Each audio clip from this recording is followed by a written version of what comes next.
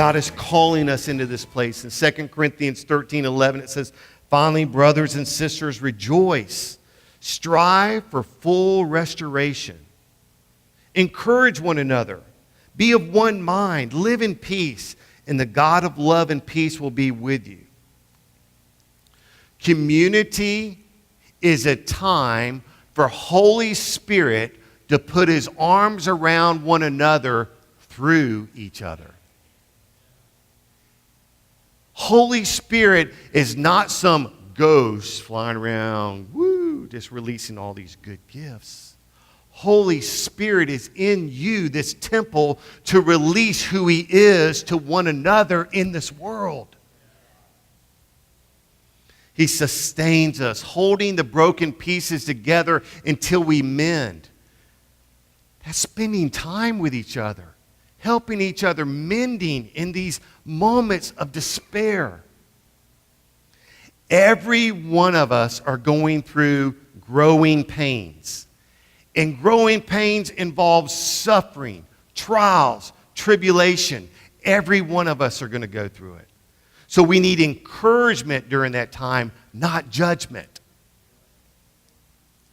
That's why there's revolving doors on churches. People come in and they can't let their hair down. They can't look a certain way. And God says, wait a minute, that's not who I am.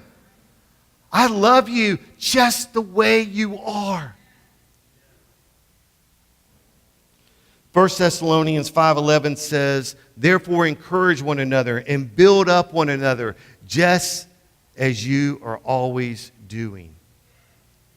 I believe community groups, that might sound organizational, but it's really the communion of the saints.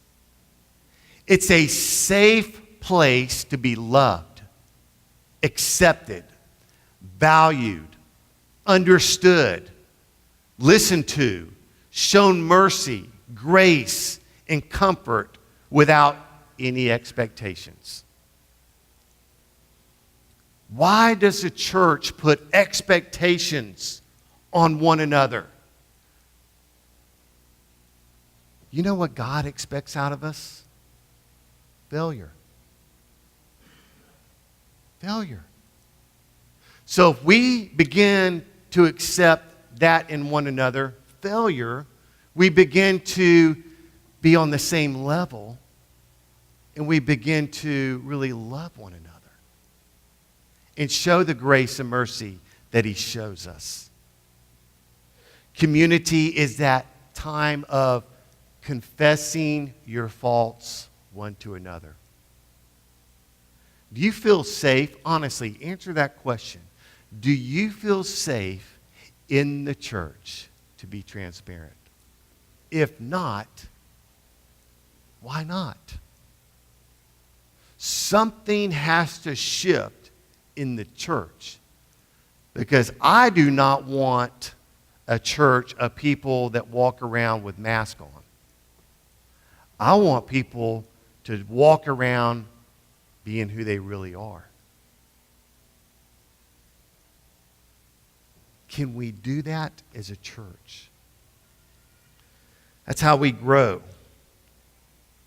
After I shared on Wednesday night, Anthony and Abby hung around after the others left.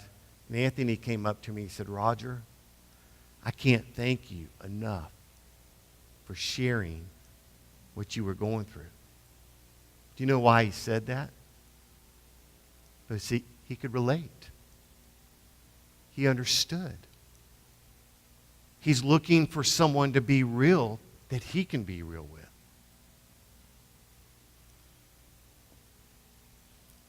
Checked my Facebook message that night. Joe Stewart sent me a message and said, Roger, thank you for being real. We're normal people, aren't we? Who struggle. Listen to James 5:13 through 15 in the Mirror version. It's not on the overhead. It says, if anyone is going through a tough time, let him worship. When times are good, sing praises. If you feel too weak to worship, find encouragement in the care of those who are mature in the faith. Let them anoint you with oil and worship with you in prayer. Identify yourself in all that the Lord's name represents.